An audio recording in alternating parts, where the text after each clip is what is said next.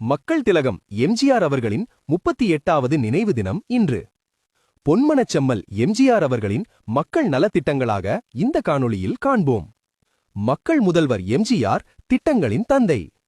1977, 1980, 1984 3 தேர்தல்கள் 3 முறை வெற்றி. தமிழகத்தை ஆண்ட மக்கள் முதல்வர் புரட்சித் தலைவர் எம்ஜிஆர். மகத்தான திட்டம் எம்ஜிஆர் சத்துணவு திட்டம். ஏழை குழந்தைகளின் பசியை போக்கிய இந்த திட்டம்தான் எம்ஜிஆரை மக்களின் மனங்களில் அமர்த்தியது. மகளிருக்கான திட்டங்கள்.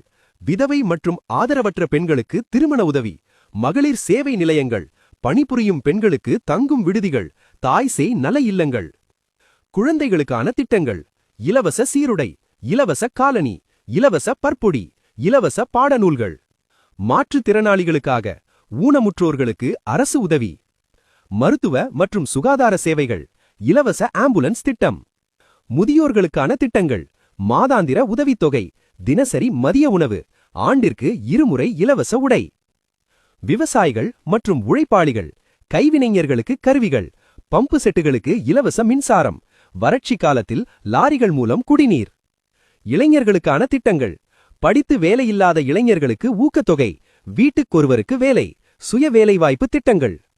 ஏழைகளுக்கான நலத்திட்டங்கள். இலவச வேட்டி சேலை, குடிசைக்கொரு மின்விளக்கு, சத்துணவு திட்டம். திருச்சியை தலைநகராக மாற்றும் திட்டம் நிறைவேறவில்லை.